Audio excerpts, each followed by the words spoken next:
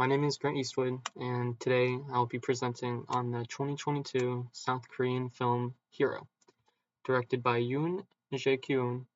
It's a historical musical based on real events, and it tells the story of one of Korea's most well-known independence activists, Ahn Jun-jeon.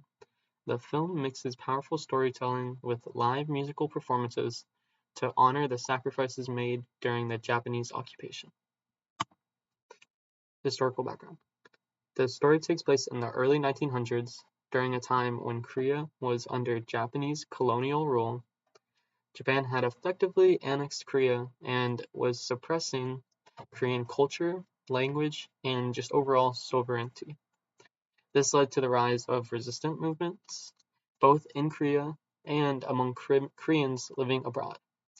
The film is based on a stage musical created in 2009, but it's rooted in real history. It captures the tension, fear, and hope of a country fighting for its freedom. And here's a picture of the Japanese occupation. That's the little cannon aimed at Seoul. The real hero, Ahn Jun-jeon. At the center of the story is Ahn Jun-jeon, a Korean nationalist who believed deeply in independence and peace across East Asia.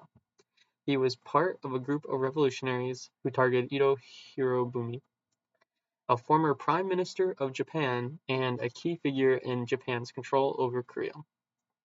Ahn Jun-jeon carried out the assassination of Ito in Harbin, China, in 1909, and was later executed for this action.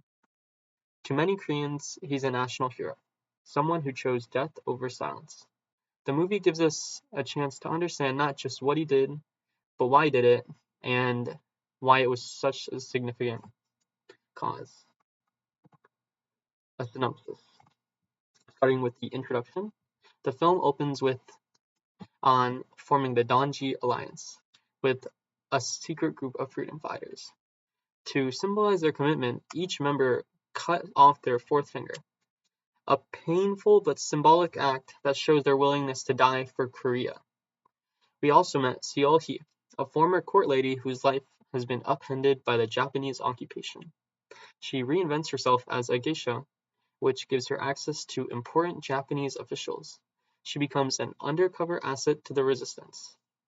This part of the movie sets the stage for what's to come, a mix of espionage, strategy, and unwavering belief in a free Korea.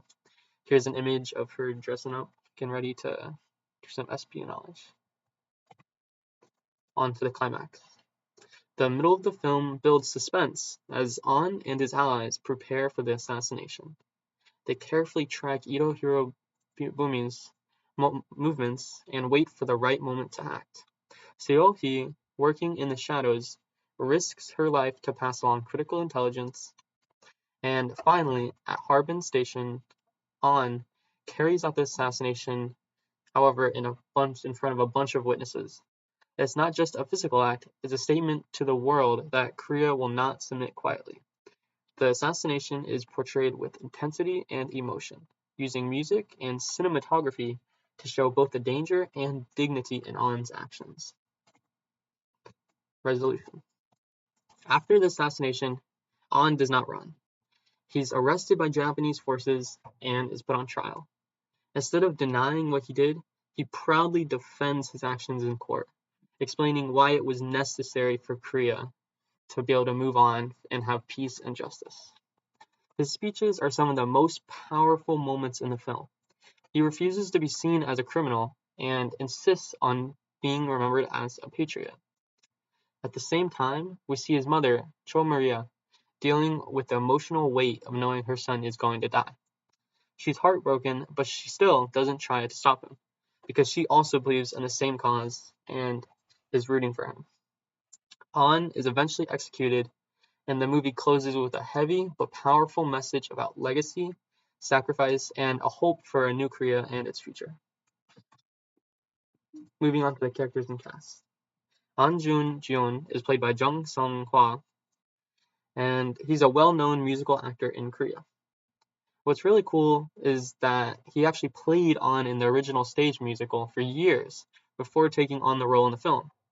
So when you see him performing in the movie, especially the singing parts, it's clear that he knows this character inside and out because he's played him for years. An is shown as incredibly human. He's not just brave, but thoughtful, strategic, and deeply emotional. You see his inner conflict, his love for his family, his belief that his actions will matter, even if he doesn't live to see the results. It's almost like a symbolization of humanity at its root. Seo-hee. She is played by Kim Go-eun.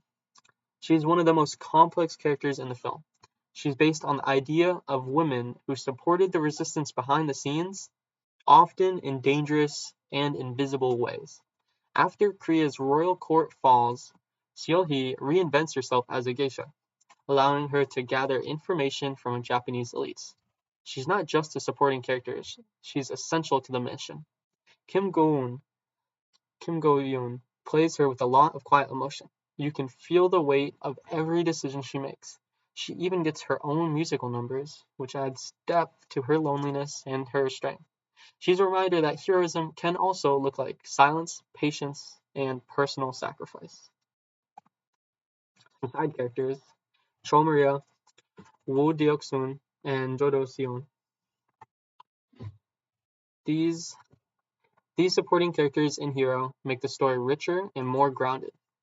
Cho Maria, An's mother, played by veteran actress Na Moon-hee, is both proud and heartbroken. She supports her son's mission even though it means losing him. She believes that his actions are for a higher purpose. There's a scene where she says that she would rather lose her son than see him live in shame. And that hits hard when thinking about how it's for all of Korea, not just her, and she understands that. Then we have Woo Deok-sun and Jo Do-seon, two members of the Donji Alliance. So they're more than just background characters.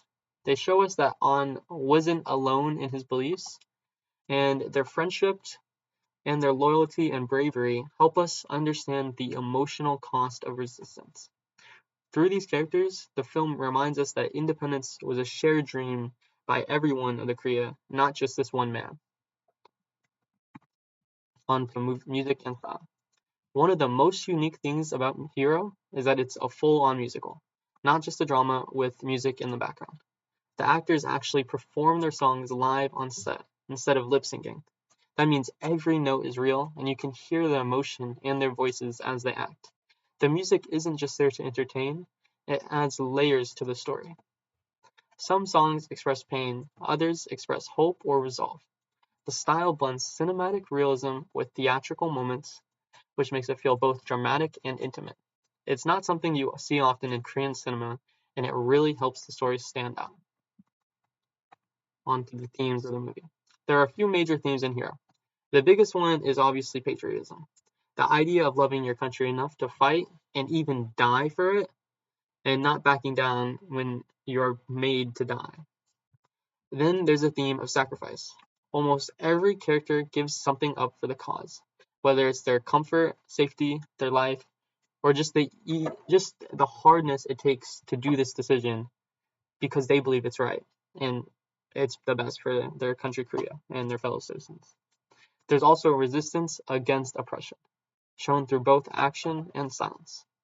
Finally, the film highlights the hidden power of women, especially in how Seo-hee uses her position to outsmart the enemy. It's a film about moral, courage, collective struggle, and personal conviction in the face of injustice.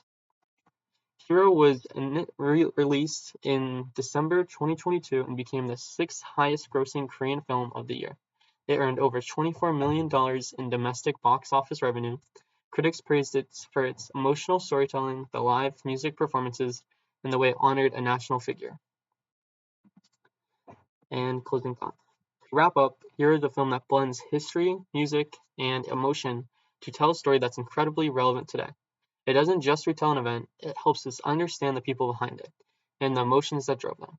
It honors An Jun-geon, but it also honors everyone who fought their own way, even if history didn't record their names. It's about legacy, courage, and the idea that sometimes doing the right thing comes at the highest price, but it's worth it. Thank you.